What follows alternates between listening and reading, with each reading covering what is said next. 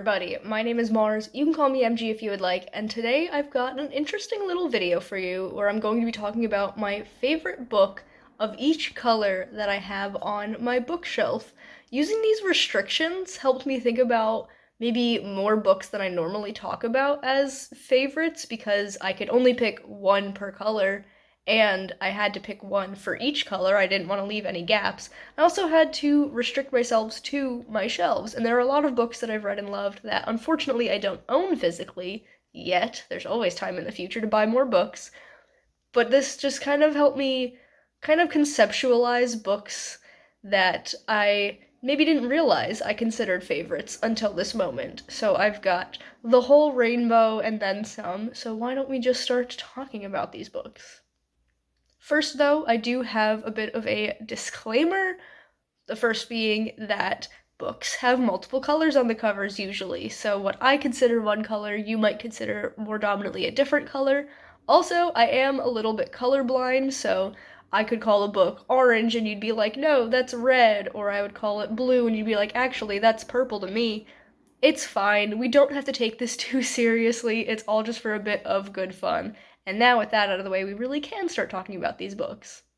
The first color on my list is pink, which is one of my favorite colors, and my favorite pink book that I have on my shelf is All Our Hidden Gifts by Caroline O'Donoghue. You can see it is very bright pink, and this cover is just stunning. I love the art style for it. I think it's absolutely beautiful. The cover is, or the back cover, I should say, is almost entirely pink, so definitely fits the bill. This is a YA urban fantasy book about our main character, Maeve, who is a high school student in Ireland. She lives in, what is it called again? Kilbeg, I think, is what it's called. And one day she is in detention and she finds a deck of tarot cards, except it has a mysterious extra card called the Housekeeper. She starts doing readings with these cards for her friends and classmates, and some weird things happen, and the story goes on from there. I really appreciate this book for its queer representation and also the conversations around religion that it has. Those are two things that I love reading about in books, and I feel like this does it very well. It also gives me a bit of a different perspective because I am an American and this is a deeply Irish book, so it was cool to see how viewpoints kind of differ there. This is the first book in a trilogy, and I have since read book two, but I haven't read book three yet, and I'm a little bit scared because series endings are always a scary thing for me because I'm worried it's not going to live up to the rest of the series, but I do want to get to it sooner rather than later. For my red book, I have picked Inkheart by Cornelia Funk. This is a very beat up copy because I have had this since I want to say I was like 8 or 9 years old, and I am now almost 27. So almost 2 decades of my life, and it was a used book before that. This is the first book that I ever bought with my own money, and I bought it from a used bookstore, so it was a little bit beat up then, but I definitely have gotten some wear and tear in on it myself. I've read this countless times through the years, and I just love it so much. This is a middle grade fantasy book that follows our main character, Meggie. She learns that her father has this ability to read things out of stories and then other things go in. And she learns this when this man, Dustfinger, shows up at their house in the middle of the night and he's like, hey, Capricorn knows where you are. We need to figure out a game plan for how to deal with him. Dustfinger and Capricorn both being characters that Maggie's father had read out of a book called Inkheart years and years prior when Maggie was a baby. So things go on from there. We have a lot of really cool settings in this world. I believe Maggie and her father live in Germany, and then they travel down into Italy, and we also get little glimpses into these fantasy worlds that her father Mo is reading from, and this is just so cozy and wholesome, and reading this book really feels like coming home to me. That's how much it means to me. The movie is not a very great adaptation, but Brendan Fraser's in it, and I do love Brendan Fraser, so we'll give it a pass. In the orange slot, I have placed Iron Widow by Shirin J. Zhao. I do in fact have a signed copy that I got from Barnes & Noble, I believe. So there's the signature. I don't own a ton of signed books, but I do appreciate a good signed copy. Anyway, this is technically marketed as YA, but it definitely leans more into some adult themes. I personally would consider it new adult, but that's not a widely accepted age category just yet, so take that with a grain of salt. But this is sci-fi, kind of with a little bit of fantasy vibes to it, but it is a reimagining of the first empress, only empress of China, I believe, Wu Zetian, but it has these giant mechs in them. So if you're a fan of things like Pacific Rim, you might want to check this out. The fight scenes are so epic and amazing, and the character work in this is chef's kiss. I love every single character. This is a queer book. There is a polyamorous relationship involving our main character and two other characters. The sequel to this book, the very long awaited sequel, finally came out. Did it come out the end of last year? I think it came out in December of last year, and I read it early this year, and like, it blew my mind. There will be a third book eventually, no idea when, but I will be picking it up as soon as I'm physically able to. That's how much I adore this series. Like, I need to know how it continues and finishes out. Next up, we have yellow, and I feel like this might be one of the least represented colors on my shelf, at least in terms of like the majority of a cover being yellow. I feel like a lot of books will have like a yellow element to it. Maybe the title is written in yellow, something like that. This book that I've picked might be a little bit more on the tan side, but I'm still going to be considering it yellow for the purposes of this video. The book I have is Uprooted by Naomi Novik. This is not, in fact, a finished copy. This is an ARC that I got in 2015, so 10 years ago, and I read it in 2015 and loved it, and I've read it probably 5 or 6 times since, and I continue to love this book, and I just have yet to buy a finished copy of it. I will one day, I just keep buying other books instead. But this is a YA book. Like Iron Widow, it does lean a little bit into more adult topics, but not super far. So I feel like this is a good book to put in the like upper YA category. It is a fantasy, and we follow our main character, Agnieszka, might be how it's pronounced. I've never actually heard it out loud, and I don't think I've ever tried to pronounce it out loud, so we're just gonna keep our fingers crossed and hope I got it right. She lives in this small village on the edge of the woods, and they have a local wizard who is called the Dragon. And every 10 years, he comes to their little collection of villages. It's not just hers, it's like all of the ones that are in this little cluster. And he picks a girl to come back to his tower with him and basically live with him for 10 years and be his maid and all this stuff. And then at the end of the 10 years, he lets this girl go, excuse me, and he picks a new one. So we are starting this story off with the dragon coming to pick a new girl, and everyone is so sure that it will be Kasia, who is Agnieszka's best friend, because she is the kindest, smartest, most beautiful girl in the entire area. Big surprise, he picks Agnieszka instead. Shenanigans ensue. I love the magic in this. I feel like it's so beautifully described, and the overarching villain of the story is so well constructed. I don't want to give any details and like spoil things, but I just really love the way the story is constructed. Like, it's laid out in a very nice way, in my opinion. And so I really have to get myself a finished copy of this book. I'm still going to keep the ARC forever because it's very special to me, but I think this book deserves to have a finished copy on my shelves. Then we come to green, and my green favorite book is The Hobbit by J.R.R. Tolkien. This is a very green copy. I love all things Lord of the Rings and The Hobbit. Truly a comfort series to me, both in terms of books and movies. I just can't get enough. I will be rereading the Lord of the Rings series this fall as a buddy read with my friend Stieg, and I could not be more excited. And we haven't talked about it, but I'm gonna see if we can tack on The Hobbit at the end of that, because I do know The Hobbit is Stieg's favorite book, so he's probably gonna be down to read that too.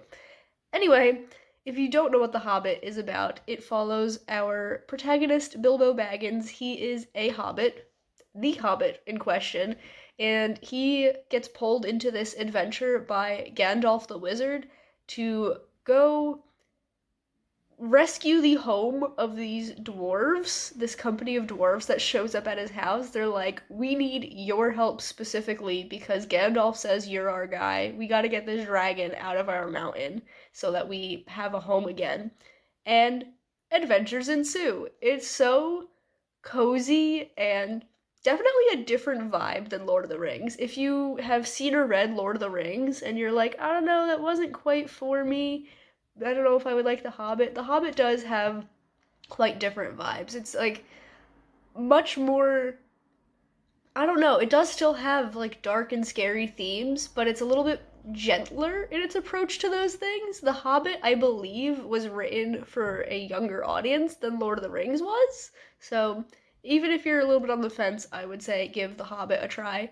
Definitely, if you're an audiobook person, check out the Andy Serkis audiobooks. Andy Serkis played Gollum in the Lord of the Rings movies and the Hobbit movies. I don't know, I haven't seen those since they were in theaters because they were kind of a disappointment. Anyway, the Andy Serkis audiobooks are absolutely phenomenal. 10 out of 10 would recommend. So, yeah, big fan of The Hobbit here. For my favorite book in the blue category, I am going with The Mirror Season by Anna Marie McLemore. This is a YA magical realism book that follows, what is our main character's name? Graciela. And she has this ability to know exactly what kind of pastry a person needs in their life at any given moment. It's kind of like a little magical element to her life. And one day she is assaulted at a party, and this sends her life spiraling, and she ends up losing this ability, which is absolutely heartbreaking to her. And just, it's such a good exploration of like personal grief and coping with things that are out of your control, things that happen to you that obviously you don't want them to happen, but now you have to deal with the consequences of them anyway. I think I am due for a reread of this because it has been several years and I just remember it being so amazingly written. I have yet to check out any more books by this author, but I really, really want to. I know they have like a bunch of books out, so I definitely need to get on that and read more. Next up is purple, which, along with pink, is one of my favorite colors. And for my favorite purple book, I have put The Diviners by Libba Bray. This is definitely a very pinky purple, but it's what I'm going with. This is a book that I have read twice now in the past year. I read it for the first time last September, and then I reread it in January as part of the Nostalgia Train book club pick. I have yet to continue on with the series, but I really, really want to. I'm just very bad at continuing series. This follows our main character, Evie. It is 1926. She is from Ohio, and she has this kind of like precognition ability. She can take items from people and kind of read their past from these items, and she gets into a little bit of trouble because of this gift and has to leave Ohio. She heads to New York, where she moves in with her uncle, who is the proprietor of this occult museum. And there she gets thrown into this big occult mystery that's happening. And it's so sprawling of a book. Like there are so many moving parts and there are a bunch of different characters. It's definitely an ensemble cast, even if Evie is our main character, and I love an ensemble cast. There's this really cool murder mystery element to it, and it draws in those religious vibes that we've already established I love in a book. And the historical element is just like the cherry on top. I love historical fantasy. It doesn't even matter what era, just historical fantasy is so my jam. So this really ticks a lot of boxes for me, and I just need to get a kick on the series. Continue on. There are 3 more books. I bet they're all going to be just as thick, and you know what? I'm so excited for that. For my brown book, because we are now moving past the basic rainbow and into a few other colors, I have gone with An Enchantment of Ravens by Margaret Rogerson. This is a YA high fantasy book with fairies. It follows Isabel, who, what is the name of this town? She lives, I don't know, the town has a really cool name, and now I can't remember what it is. Anyway, she lives in this town where a bunch of artisans and craftspeople live because the fairies can't do craft with a capital C. It is just against their nature. So this includes everything from painting, which is what Isabel does, to cooking, writing books, making clothes. All of that is beyond the Fae, so the Fae come to the humans for these things. And one day she does a portrait for this Fae that she's never met before. He kind of comes on recommendation from one of her more regular clients. She paints something in his portrait that he does not like. So he kind of kidnaps her and is like, "We're going to my court, and I'm going to hold you responsible for this crime that you've committed." And they grow closer, as 2 characters on a journey often do. Priorities change, plans change. It's so good. This is a very good book, I feel, for both an autumnal read or a springtime read. I feel like it fits both vibes very well. And Margaret Rogerson is just a fantastic writer. I would read literally the back of the cereal box if it was written by Margaret Rogerson. So I could not recommend this highly enough. For my black book, we are going with one that, if you have been around my channel for literally any amount of time, you've probably heard me mention it because it is, in fact, my favorite book of all time, and that is The Bone Houses by Emily Lloyd Jones. I did just complete my annual reread of this about a week ago at this point when I'm filming, which, spoiler alert, I am filming this the day before it goes up because I am bad at prioritizing and time management, but it's fine. The video's gonna go up, and that's all that matters. This is a YA book, also with fairies, but the fairies have left, and there's some residual magic in the world. Some of that residual magic takes the form of bone houses, which are the resurrected dead. So we have our main character, Rin. She is a gravedigger in the town of Colbrin on the edge of the woods, and she takes care of these bone houses whenever they cause problems, which isn't super often, but it is something that she deals with. Now, the bone houses are things that not everyone believes in, especially the younger generations. They've never seen one, so they kind of just don't really think that they exist. They're less inclined to believe in the magic of the world. But when the bone houses kind of start attacking the town in a way that they never have before, Rin has to partner up with Ellis, who is a map maker from the big city who has recently arrived in town, and the two decide that they are going to stop this curse alongside completing their own personal goals. So it is just so beautifully written. I love the magic of it. I love Rin and Ellis together. I think their dynamic is so well done. This is a beautiful exploration of grief. It's got great disability rep because our male main character Ellis does have a chronic pain condition due to a childhood injury, and I think that is so well done. It just has so much going for it. If you take anything away from my channel at all, you should take away the fact that you should read this book. I will not stop until everyone I know, and everyone that they know, and everyone in the world has read this book. It is my mission in life, I think, because I just adore it so much. Next up for gray, I have picked Reckless by Cornelia Funk. This is kind of more silvery than gray, and it's also not like maybe the main color on the cover, but I gave you that disclaimer. We're just gonna go with it. This is where I've decided to put it, so we're gonna talk about it here. This has been re-released with a different title. I think it might be called The Petrified Flesh in the re-releases. I don't know. It's a whole big thing. but I have this old copy from, when was this published? Because I got this very soon after that. 2010. I've had this book for 15 years. Dang, that is a long time. Anyway, we have already seen Cornelia Funk on this list with Inkheart. She is definitely a favorite author of mine. I've loved her books ever since I was a kid, and I will continue to read her books until I'm 100 years old. Like, I love Cornelia Funk's writing style and her books. They're so amazing.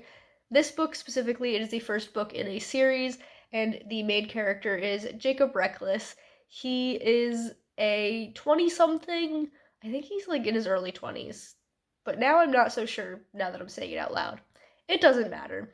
He one day discovers in the study of his absent father, his father goes missing one day. Jacob goes into his study and he discovers this mirror that allows him to transport himself from the normal world to what is called the mirror world. And this is a world where the countries and political landscape are pretty similar to how they are on Earth, but just slightly different. And also magic exists. So all of these fairy tales and things that you've heard of, they exist in this mirror world. They're real. And Jacob becomes a bounty hunter of sorts, hunting down these magical artifacts for various benefactors, including Therese, who is the Queen of Austria. One day, he is followed through the mirror by his younger brother, and some bad things start to happen then. And so now Jacob has to kind of figure out how to rescue his brother from this awful fate that is befalling him.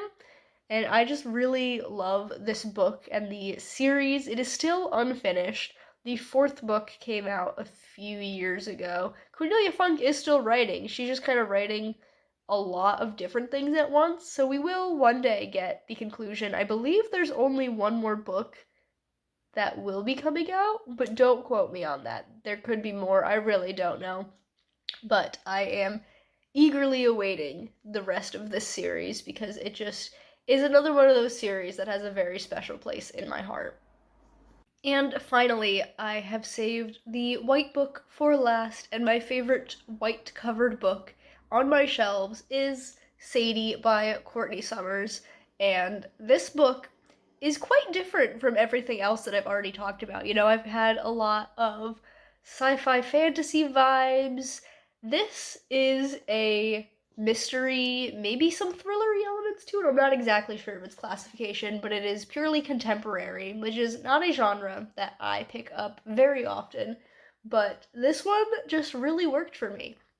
It follows two different timelines, actually. So we have the timeline where our main character, Sadie, is investigating the murder of her younger sister and trying to find who did it. And then we also follow a timeline that I think is set about 6 or so months in the future, following, what is this guy, West, who is doing this sort of podcast, and he is trying to follow this trail that Sadie has inadvertently left behind, and he's unraveling the pieces through his podcast. So we get that kind of dual timeline, one where the events are unfolding as we see them, one where the events have already unfolded and we're trying to figure out how they all fit together. And it's just very well done.